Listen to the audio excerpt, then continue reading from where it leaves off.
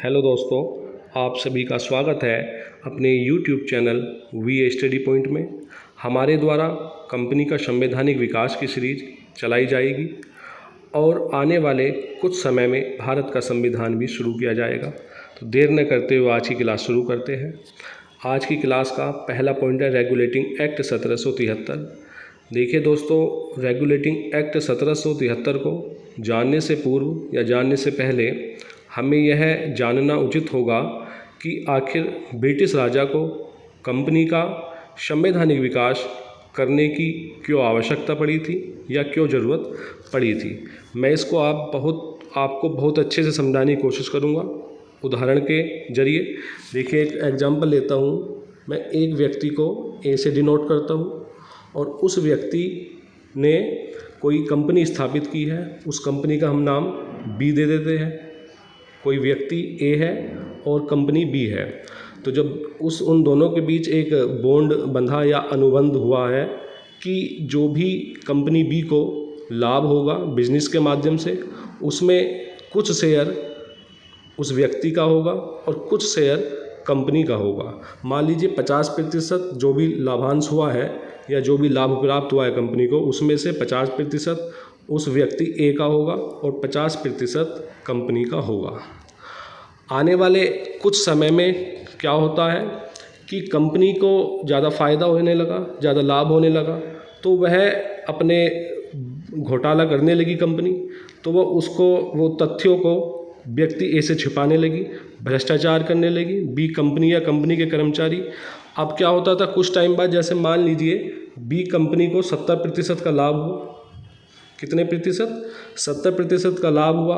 तो जब B company को 70% का लाभ हुआ तो दोनों में 35% बंटना था, किंतु बी ने क्या काम किया, 40% अपने पास रखा, 40% अपने पास रखा और केवल व्यक्ति ए को 30% ही दिया।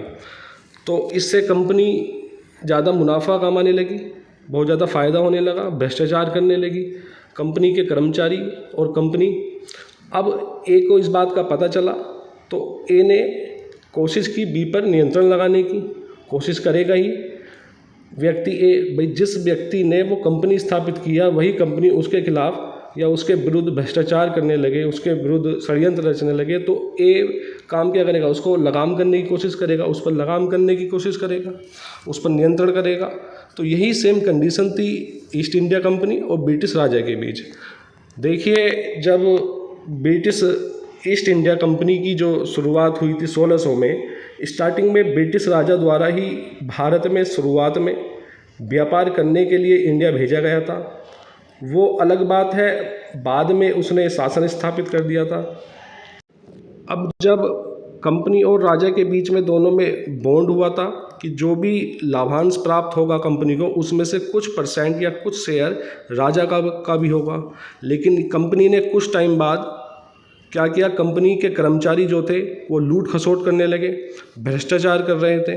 तो इससे राजा परेशान हुआ कि राजा ने सोचा, ब्रिटिश राजा या ब्रिटिश सरकार द्वारा सोचा गया कि ऐसा क्या किया जाए कि कंपनी पर नियंत्रण स्थापित हो सके। तो सर्वप्रथम ब्रिटिश सरकार द्वारा रेगुलेटिंग एक्ट 1773 लाया गया इस पर नियंत्रण स्थापित करने के लिए कंपनी पर। वास्तव में जो कंपनी का संवैधानिक विकास था भारत के लिए नहीं बल्कि कंपनी को नियंत्रित करने के लिए ही यह संवैधानिक विकास किए जा रहे थे। तो इसी प्रकार रेगुलेटिंग एक्ट 1773 आया। 1773 के रेगुलेटिंग एक्ट में क्या हुआ, जो बंगाल प्रेसिडेंसी थी, बंगाल प्रेसिडेंसी, मद्रास प्रेसिडेंसी और बम्बई प्रेसिडेंसी, जो तीनों थी, उसको तीनों अपने में स्वतंत्र थी, पृथक थी, किसी का भी इन पर नियंत्रण नहीं था। तो सर्वप्रथम रेगुलेटिंग एक्ट के तहत मद्रास और बम्बई प्रेसिडेंसी को बंगाल प्रेसिडेंसी के अधीन किया गया। सर्वप्रथम ध्यान रखना, 1773 के रेगुलेटिंग एक्ट द्वारा मद्रास प्रेसिडेंसी और बम्बई प्रेसिडेंसी को बंगाल प्रेसिडेंसी के अधीन रखा गया। अब अधीन क्यों किया गया, क्या ज़रूरत पड़ी, और बंगाल प्रेसिडेंसी के ही अधीन क्यों किया गया इन दोनों प्रेसिडेंसियों को? मद्रास प्रेसिडेंसी, ये बंगाल प्रेसिडेंसी, मद्रास प्रेसिडेंसी और बम्बई प्रेसिडेंसी। तो बम्बई प्रेसिडेंसी और मद्रास प्रेसिडेंसियों को बंगाल प्रेसिडेंसी के ही अधीन क्यों किया गया, यह प्रश्न आता है। अब तो देखिए, बंगाल जो है, आपको पता है प्लासी का युद्ध हुआ था 1757 में और बक्सर का युद्ध हुआ था 1764 में। तो दोनों में विजय प्राप्त की थी अंग्रेज़ों ने। तो उसके बाद प्लासी के युद्ध और बक्सर के युद्ध के बाद बंगाल की आर्थिक और राजनीतिक दृष्टि से मजबूत हो गया था बंगाल। प्लासी के युद्ध और बक्सर की युद्ध के बाद बंगाल आर्थिक और राजनीतिक दृष्टि से मजबूत हो गया था और यहीं से ही अंग्रेज़ों को सबसे अधिक राजस्व की प्राप्ति होती थी। सबसे अधिक राजस्व की प्राप्ति कहाँ से होती थी? बंगाल से ही। तो इसी कारण इन दोनों प्रेसिडेंसियों को इसके अधीन किया गया, बंगाल प्रेसिडेंसी के। एक और प्रश्न आता है, मद्रास और बम्बई प्रेसिडेंसी अपने अपने स्तर से फैसले लेते थे। जब तीनों ही स्वतंत्र थी, बंगाल प्रेसिडेंसी, मद्रास प्रेसिडेंसी और बम्बई प्रेसिडेंसी, तीनों अपने में स्वतंत्र थी, स्वायत्त थी, तो तीनों अपने निर्णय अलग लेते थे। जैसे किसी भारतीय राजा से संधि करना, युद्ध करना या व्यापार करना। मान लीजिए इस बम्बई प्रेसिडेंसी ने किसी राजा से संधि कर ली है, तो बंगाल प्रेसिडेंसी को नहीं पता चला क्या संधि हुई है, क्या संधि नहीं हुई है। इसी प्रकार मद्रास ने किसी से युद्ध कर लिया तो इसको पता नहीं चल पाया बम्बई प्रेसिडेंसी को। तो इससे क्या हुआ, असमानता की स्थिति उत्पन्न हो रही थी, असमानता की स्थिति उत्पन्न हो रही थी। ब्रिटिश सरकार को पता नहीं चल पा रहा था। अब मानकर चलिए, मैं एक एग्जाम्पल और देता हूँ आपको। एक पिता है, उसके 3 पुत्र हैं, A, B, C। यदि पिता का नियंत्रण इन पर नहीं हुआ, लगाम नहीं लगाई पिता ने A, B, C पर स्टार्टिंग से ही, तो इन तीनों के बीच क्या होगा? लड़ाई झगड़े, आपस में भी पूरी संभावना लड़ाई झगड़ों की, A, B और C की। तीनों ही भ्रष्ट हो सकते हैं, भ्रष्टाचार कर सकते हैं, तीनों ही बच्चे हमारे बिगड़ सकते हैं। तो ब्रिटिश सरकार ने क्या काम किया, अब पिता के रूप में बंगाल में गवर्नर जनरल की नियुक्ति की, गवर्नर जनरल की नियुक्ति कर दी ब्रिटिश सरकार द्वारा, ब्रिटिश राजा द्वारा। तो अब दोनों को बम्बई प्रेसिडेंसी और मद्रास प्रेसिडेंसी को बंगाल प्रेसिडेंसी के अधीन रखा गया और बंगाल प्रेसिडेंसी के ऊपर भी पिता के रूप में एक बंगाल का गवर्नर जनरल नियुक्त किया गया।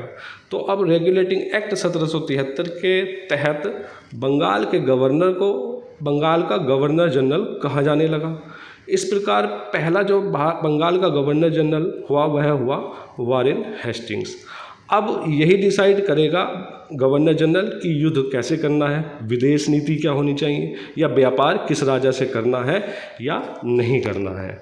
इसी एक्ट द्वारा 17 और ध्यान रखना, इस गवर्नर जनरल को परामर्श देने के लिए एक कार्यकारी समिति भी बनाई गई कि जो गवर्नर जनरल को सलाह देगी कार्यकारिणी की, इस प्रकार आप उनसे व्यापार करिए, इस प्रकार आप उनसे युद्ध करिए किसी भी राजा से।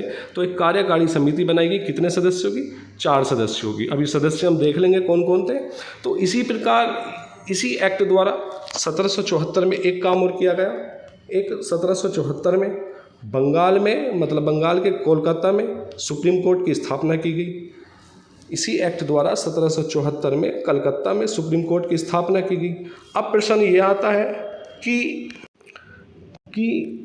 कोलकाता में ही क्यों की गई, मतलब सुप्रीम कोर्ट की स्थापना। तो देखिए, कंपनी के जो कर्मचारी थे, कंपनी के कर्मचारी जो थे वो भ्रष्टाचार करने लगे थे। तो उस भ्रष्टाचार को रोकने के लिए कोलकाता में सुप्रीम कोर्ट की स्थापना की गई, क्योंकि बंगाल केंद्र में था, केंद्रीकृत था, तो बंगाल में ही, इसलिए कोलकाता में ही सुप्रीम कोर्ट की स्थापना की गई। तो कंपनी के कर्मचारियों द्वारा किए जा रहे भ्रष्टाचार को रोकने के लिए कंपनी में कोलकाता में सुप्रीम कोर्ट की स्थापना हुई। अब गवर्नर जनरल की कार्यकारिणी पर अंकुश लगाने के लिए भी सुप्रीम कोर्ट की स्थापना हुई और कंपनी के कर्मचारी व्यापारियों को न्याय दिलाने के लिए भी सुप्रीम कोर्ट की स्थापना हुई। ऐसा तो है नहीं कि कंपनी के सभी कर्मचारी भ्रष्ट होंगे या सभी व्यापारी भ्रष्ट होंगे। कुछ कर्मचारी अच्छे होंगे, सही होंगे, जो वास्तव में व्यापार ही करते थे, तो उनको न्याय दिलाने के लिए कोलकाता में सुप्रीम कोर्ट की स्थापना हुई। तो ये कुछ पॉइंट थे। अब एक एक पॉइंट हम संक्षेप में देख लेते हैं। देखिए, सबसे पहले रेगुलेटिंग एक्ट के तहत क्या हुआ। पहला पॉइंट कि बम्बई प्रेसिडेंसी और मद्रास प्रेसिडेंसियों को बंगाल प्रेसिडेंसी के अधीन किया गया, पहला पॉइंट। दूसरा पॉइंट, बंगाल के गवर्नर को अब बंगाल का गवर्नर जनरल कहा जाने लगा, दूसरा पॉइंट। तीसरा पॉइंट, बंगाल का गवर्नर जनरल पहला कौन नियुक्त हुआ, वारेन हेस्टिंग्स। चौथा पॉइंट, किस एक्ट द्वारा कोलकाता में सुप्रीम कोर्ट की स्थापना हुई, रेगुलेटिंग एक्ट 1773 के द्वारा। कब हुई, 1774 में। और कलकत्ता जो बना था सुप्रीम कोर्ट, यह केवल एक अभिलेख न्यायालय था, बाकी कुछ नहीं। और कलकत्ता के जो मुख्य न्यायाधीश बने थे सुप्रीम कोर्ट के, वो बने थे सर एलिजा इम्पे। कौन बने थे, सर एलिजा इम्पे। अभी देखेंगे इसको, Sir Elijah Impey Supreme Court के मुख्य न्यायाधीश बने थे। तो एक एक पॉइंट अब इसका देख लेते हैं। रेगुलेटिंग एक्ट 1773, इसे पारित करने का मुख्य उद्देश्य कंपनी को भारत तथा इंग्लैंड दोनों स्थानों पर नियंत्रित करना तथा व्याप्त दोषों को दूर करना था। इसमें निदेशकों की पदावधि 1 वर्ष से बढ़ाकर 4 वर्ष कर दी गई। अब बंगाल के गवर्नर को अंग्रेजी क्षेत्रों का गवर्नर जनरल कहा जाने लगा। इसको परामर्श देने के लिए 4 सदस्यों की एक कार्यकारी समिति बनाई गई, जिसका निर्णय बहुमत के आधार पर होगा। और इनका कार्यकाल कितने वर्ष निर्धारित किया गया, 5 वर्ष निर्धारित किया गया। बंगाल का प्रथम गवर्नर जनरल वारेन हेस्टिंग्स को बनाया गया। इसकी कार्यकारिणी के अन्य सदस्य देख लीजिए, फिलिप फ्रांसिस, क्लेवरिंग, मानसन एवं वारवेल। ध्यान देना, वारवेल ही इन चारों सदस्यों में था जो सिर्फ वारेन हेस्टिंग का समर्थक था, अन्य 3 समर्थक नहीं थे।